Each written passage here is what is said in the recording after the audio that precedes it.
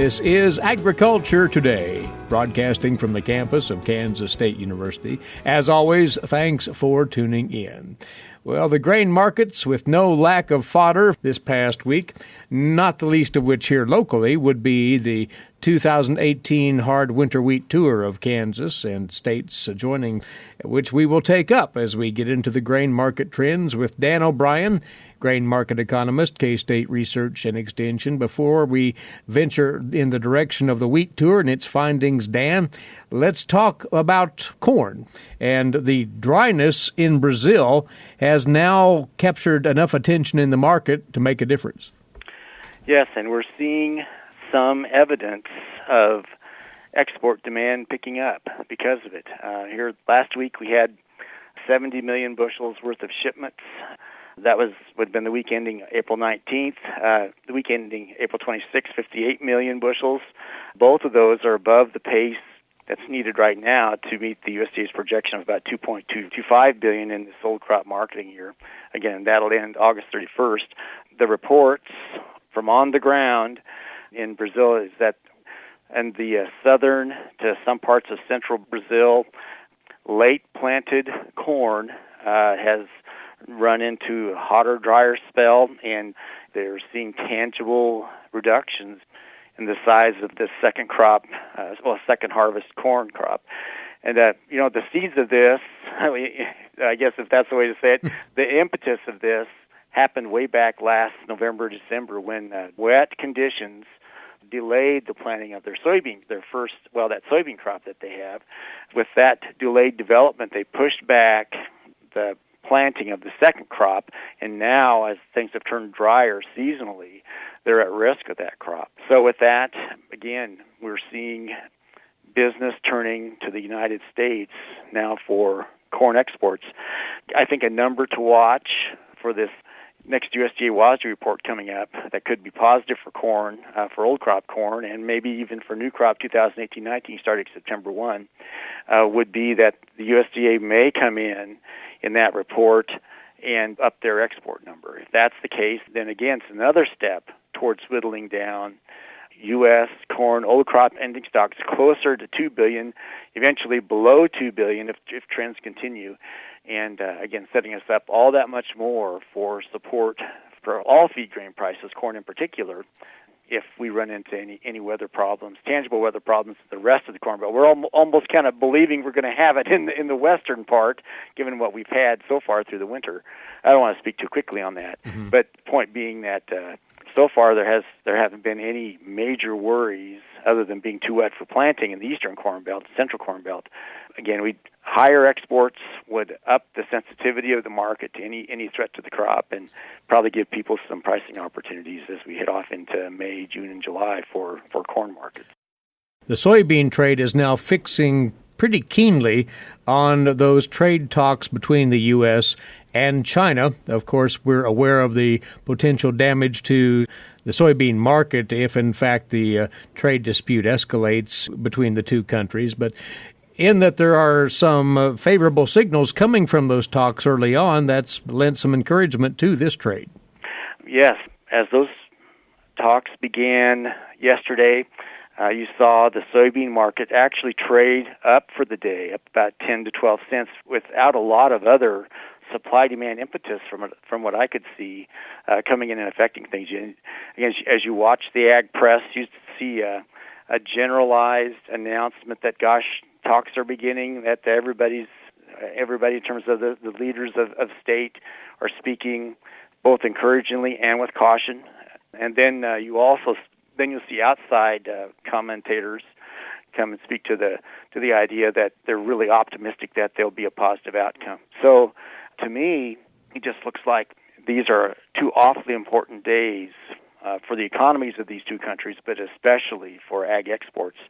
And, of course, for U.S. ag exports, soybeans and grain sorghum ride as prime either beneficiaries or losers in the outcome of those talks. So I would think that by the time we head off into the weekend and move off into Monday or Tuesday, there could be just a lot of movement in the markets based solely on what happens as an outcome of those talks. If we have a positive outcome and positive moves are made to open up those markets for, again, for soybeans and for grain sorghum, it could be very positive. If not, then frankly, the markets will probably grope around and try to figure out what the ramifications are in the longer run and not see a lot of positive impetus from any hoped-for trade news come to bear. Well, then, too, that Kansas wheat tour, which just concluded yesterday as the groups assembled one last time to put forth their projection, the forecast accuracy of this tour, you have some information on that you've gathered and actually built up over time, Dan. Yes, the Kansas wheat tour has done a fairly good job of projecting yields. The one thing that has been a wild card for them has been their tendency to underproject, to have low implicit estimates of harvested acres. If you look back since 2011, really the best year that they had was 2016 when they only underestimated harvested acres by 4%. In most of these years, they've ranged from about 14 to 12 to 9.8, 9.6, 10.8, 7.6. Our tendency is to be pretty solid on yield projections, but to underestimate the amount of acres that will actually end up and be harvested. And I think from what we read of the observations of people on that tour, that the harvested acre question's a big issue this year. Again, a lot of wheat out there in some of the more drought-affected places that doesn't look very good, that if we had tremendous moisture and cool weather could recover to make something, but absent, a really positive weather outcome, you could have a good amount of abandonment. And you shouldn't say good in the same sentence as abandonment, but you could have a large amount of abandonment.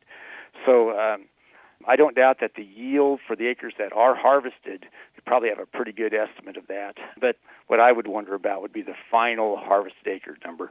And of course, you came out of that harvest with a projection of about 243 million bushels for the state of Kansas. By the time you put together these other state forecasts that also came out of that tour, again, Oklahoma at about 58, just a little over 58 million bushels, Texas 72, 73, Colorado at 70, Nebraska at 44. And I should say with Texas, that's really kind of my own basic yield projection playing off of their reported planted acres and historic harvested to planted. Anyway, you put all that together, you're at about 488 million bushels for these 5 states. Now, in the last several years, basically that would be the lowest amount of wheat harvested out of these states in total since at least 2007. Last year we harvested 635 million bushels. The year before that, 2016, 870. So this projection for those 5 states is about 488, 490. As we're hearing the tour participants talk about the potential for another, is it 50 or is it 100 million bushels less than that? Let's say it's 50 million bushels less, then you're at about 440 million bushels. That would be a full 200 million bushels less than what we harvested out of these states last year. And you take that into the U.S. supply-demand balance sheet for wheat, then you take the ending stocks, that'll be 1.1, 1.2 billion bushels down below a billion bushels, and with unanswered questions yet about soft red winter and hard red spring. And by the way, we've got some awfully dry conditions up in the Dakotas. So you're on the way through shorter production this year to see ending stocks in the U.S. instead of 1.1, 1.2 billion bushels, moving closer to, if all these things come together in terms of poor conditions, you could be closer to 800 to 900 million bushels, stocks to use closer to 35, and more of a moderation in prices. Although the prices we've seen here just within the last week have gained about 45 to 50 cents on the futures. So I guess with that view, I would counsel, Eric, out of K-State, or we would counsel folks to not just let these opportunities pass without close examination, because, again, 200 million bushels less is a lot lower amount, but still we'd be looking at stocks to use, and if everything else was held equal, we'd be looking at stocks to use of 35, 40% instead of 50 where we're at, and that's not really low enough to justify high wheat prices. So this volatility and these questions being answered, I think, should be viewed as opportunities at least to consider for either old crop or new crop pricing. And Dan's notes on the markets this week are loaded up with background information on all of these points plus more. So, growers, we'd encourage you once more to go to the agmanager.info website and have a look for yourselves at what Dan has written. And Dan, thanks once again. Next Friday, we'll catch up one more time. Thanks, Eric. Take care. Our weekly visit with K-State grain market economist Dan O'Brien, joining us from his office in Colby, northwest Kansas. And you are tuned to Agriculture Today. Following the break, we will have further observations on that Kansas wheat tour from a couple of the more seasoned participants. That in a moment here on the K-State Radio Network.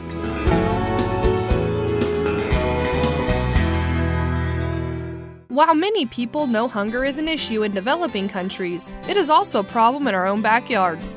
In 2010, 1 in 7 Kansans struggled to put adequate food on the table. 2 K-State research and extension programs are tackling this problem. The Family Nutrition Program and Expanded Food and Nutrition Education Program reach thousands of Kansans in more than 70 counties. They learn how to eat healthy with a low budget. For more information about these programs, visit ksre.ksu.edu.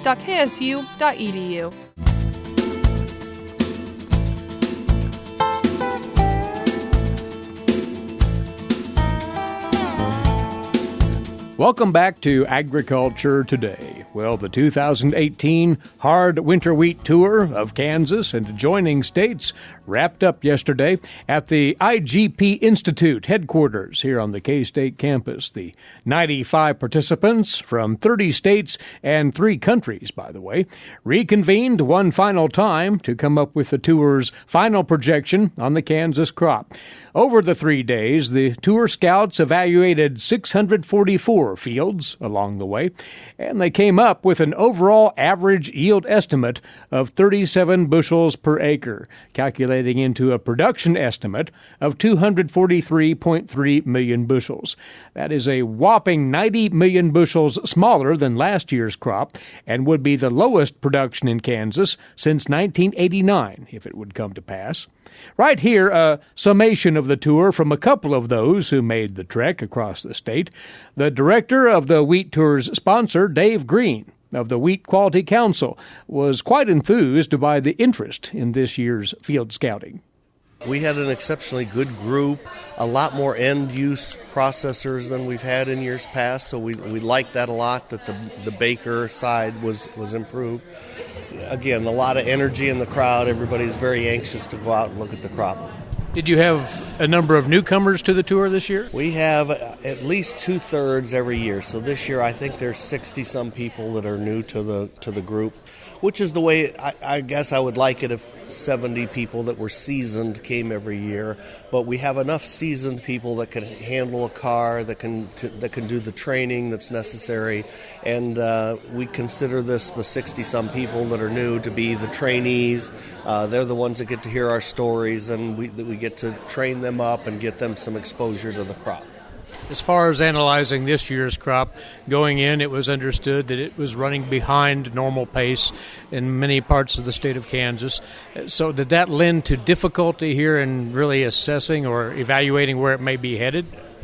The wheat crop and the wheat plant has humbled a lot of crop scouts over the years, and this would be no exception, but we tend to feel better about crop forecasting the closer we are to harvest. And this year, like the last couple years, if the crop's headed out, you can see that it's filling kernels, you see it's got good soil moisture, you start talking in terms of, I think the crop's made, I think it doesn't need any more rain, it's going to be fine. You feel better about crop forecasting. When you're looking at wheat that hasn't jointed, that is 90 days away from harvest, it just you realize how futile it is to try to forecast what's going to happen. Were you surprised by anything that you saw, knowing more or less what was happening in the crop going in? No, but when people talk about the crop being behind, you don't realize that it's not just behind, but it looks like it's starting to head out short. It looks like it's going to be a short crop, physically short. So it kind of caught me a little off guard to see in the very first couple fields that the plant was a foot tall, and you could see the stem starting to swell up like it was going to start to head, and it caught me a little off guard. So the number at the end of it, 37 bushel per acre, was the average yield. Pretty well what everybody saw out there? Yeah, I think that number itself is fine, but that is a crop modeled number. That is basis what will happen if we see average rainfall, average conditions between now and harvest. I think that if you multiply 37 bushels times the acreage, that would be a bigger crop than we actually guessed will happen. So I think there's a feeling in the group that we're not quite looking at above average or better than average conditions. We're probably looking at something a little less than that. And so I think where we came out in the 240 range is probably a good number. That's Dave Green, the director of the Wheat Quality Council. As you know, K-State wheat production specialist Romulo Lollato has been filing reports with us from the tour all week. So what did Romulo think of the 37 bushels per acre forecast that the tour collectively came up with? Well, Eric, that's a question that I have been struggling with since the beginning of the trip. That seems like our yield calculations, as compared to our gut feeling or to our eyeball for that field, were kind of consistently overestimating it. So my feeling as far as this 37 is that's pushing the limits of where we can get. I won't say that we cannot get there, especially if we have some area abandonment where the worst areas will be grazed out or sprayed and going to a summer crop. Then we concentrate the better areas. I think in that situation, the 37 can still be doable, considering a higher area abandonment. Now, many of the fields that I saw in western Kansas, they are 9 to 12 inch tall, and they are at flag leaf emergence. So the yield potential of those fields is extremely limited, right? And I'm not sure how many of the farmers will actually go ahead and abandon that field, right? Another thing that will really affect this 37 as well, and probably more than anything else, is the weather from here until harvest. So just to give you a quick comparison, last year in Sumner County, we were seeing fields that were in the early stages of grain fill already, and we had a pretty nice grain filling condition. So if we think back, the crop had a good 42 days of grain fill starting late April through early June. Now we are at boot stage, and we are early May, so that means that we're going to start to go through grain fill mid-May. And when are we harvesting that crop? I don't think we're going to harvest that crop late June in Sumner County, for example. So the crop will have less days to go through grain fill. So that's another thing that, in my opinion, is going to be one of the most important yield-limiting factors here on, is how late the crop is. Depending on how the weather goes the next 7 to 10 days, Romulo, the element of acreage abandonment may shift a bit, or potentially could. Is that the way to look at it? I think that is, and I'll give you just the example. I know that a few farmers out in far southwest Kansas, they were really kind of waiting on that rainfall from yesterday, and a few of them that missed that rainfall are really with the low hopes on this crop now, because they were really counting on this rainfall from yesterday, and because it missed them, they might be considering now what to do with the crop. Maybe they talking about many fields that we saw out there had a 15 bushel per acre yield potential. So what do you do with that? Do you go for a summer crop, or do you try and harvest it and see what it's going to do? So farmers are in a really tough condition right now in taking that decision, especially farmers that missed this rainfall that came through the central portion yesterday. And we don't want to forget, Romulo, the other wild card that is now starting to potentially emerge in Kansas. Rust disease is moving in with the warmer weather and the windy conditions. That threat's still out there. Definitely. So several cars reported stripe rust. We did not find any stripe rust in our way, but several cars reported it. And just as important, Oklahoma was reporting stripe rust more than a couple of weeks ago. And these rains that we had yesterday and the day and last week as well would definitely bring some of those spores up. So chances are that the spores are already in, especially if we had rain in these last couple of weeks. Chances are that the stripe rust spores are already there. Now it's a matter of keeping an eye on the crop. Once we start seeing symptoms of it, is taking a decision. Look at the weather forecast. Is it cool? which is the condition that favors stripe rust. Also check your variety resistance. Is it a resistant variety? Then maybe you don't need to spray a fungicide. And finally, if you have conditions that are favorable to the disease and a susceptible variety, the producer might still have to take that decision on top of everything else that he already went through this growing season. Should he invest a foliar fungicide in a crop that have a relatively low yield potential? So just be aware with that. If you're a wheat producer, be scouting your fields here in the next few days for stripe rust. So the group came up with a number of around 240 million bushels for the state, factoring in the expected harvested acreage. But your concluding thought is, depending again on what the weather is like to finish out May, it could be down to 220 million. It could be as high as 260 million bushels. I think so, Eric. But at this time, there is still a lot that can happen to the wheat crop, right? If we have very cool and nice conditions again, maybe it can be even higher than that. Maybe we can get it to 60 or even more. Now, I think it's very unlikely that we're going to go much higher than that based on the crop that we saw. On the other hand, the 240 might be an average, but if conditions turn out hot, which the forecast is for warmer than normal conditions, so if the conditions turn out hot, I wouldn't be surprised to see a 220, for example. So my personal estimate was slightly lower than what the average came, but I think the average as of now, I think it's representative of what we saw.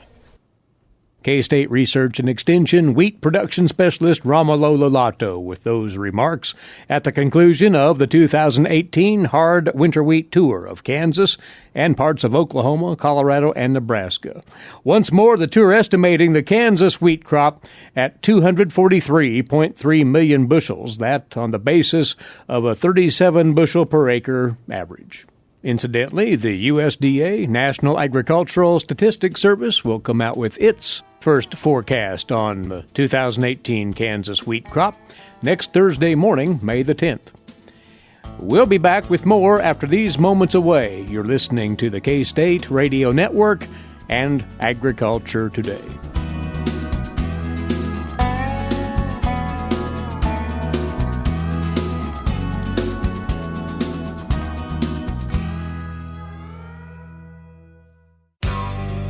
Have you ever thought about where your food comes from? If you're thinking the grocery store, think again. Facts show that the American farmer feeds more than 129 people. They are continually increasing and improving their operations. A wide variety of crops and livestock are grown in Kansas as well as the United States, providing food to your dinner plate. Next time you see a farmer or rancher, thank them. For more information, contact K-State Research and Extension.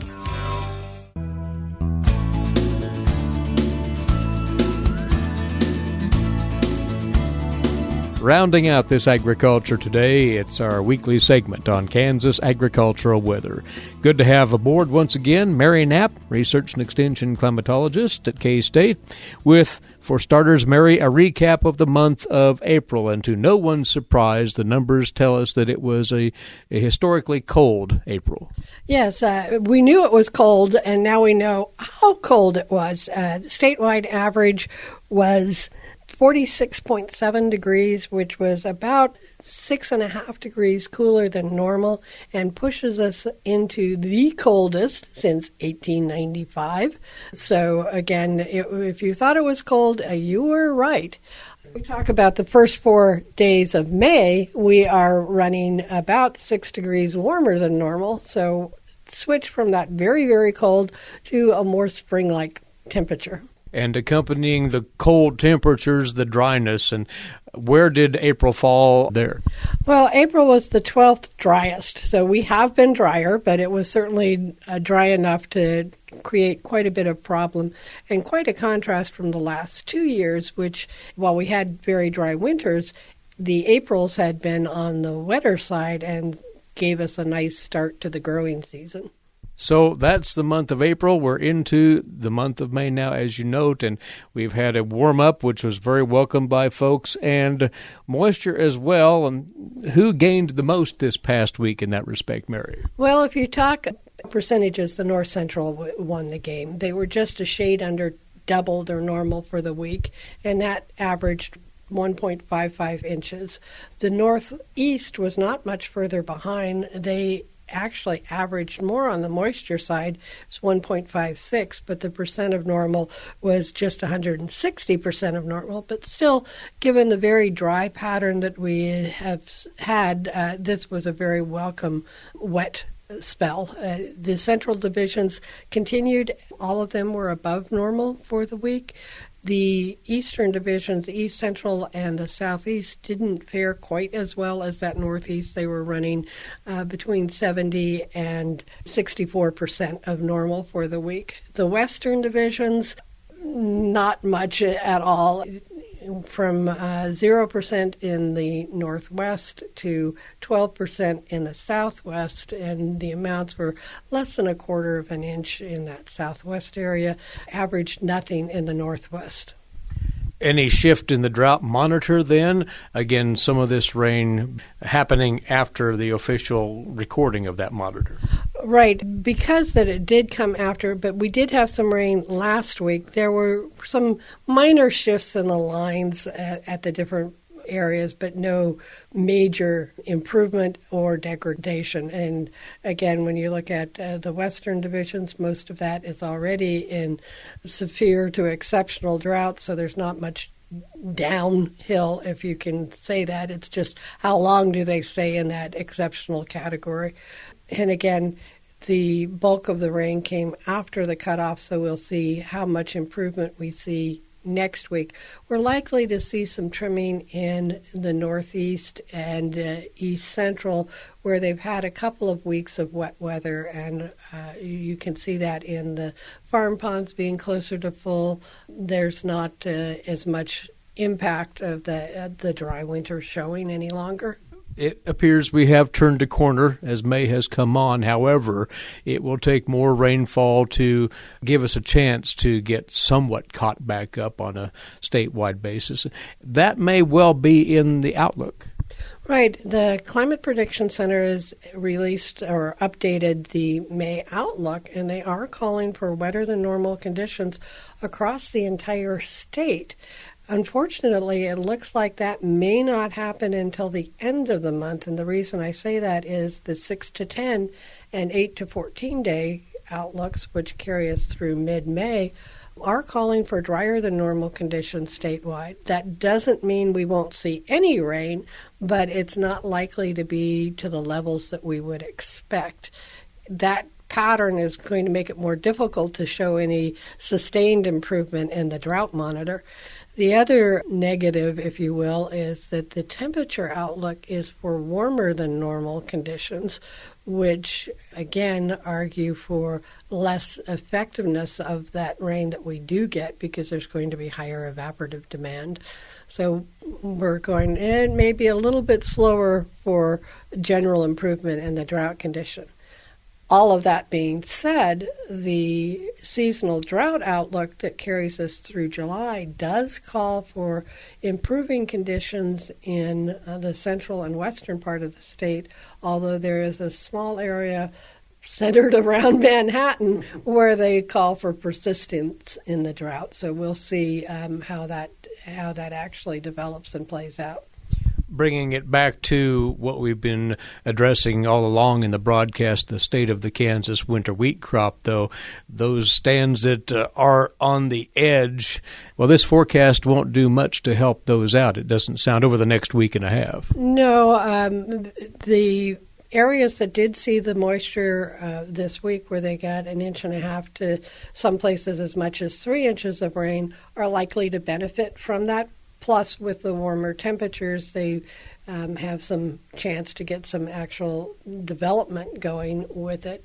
The question will be if we swing to more moderate temperatures as we end the month, as the wheat begins to head out and start grain fill, because then perfect conditions could actually result in at least a reasonable harvest. At this point, there's enough negatives that have accumulated that it's unlikely that we're going to see an exceptional harvest, or an exceptionally good harvest, I should say.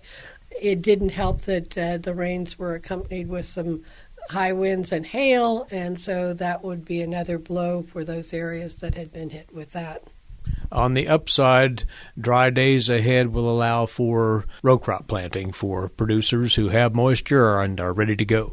Right. I was out about the eastern part of the state yesterday, and you could see some of the corn that had been planted was up and looking fairly good from that windshield survey.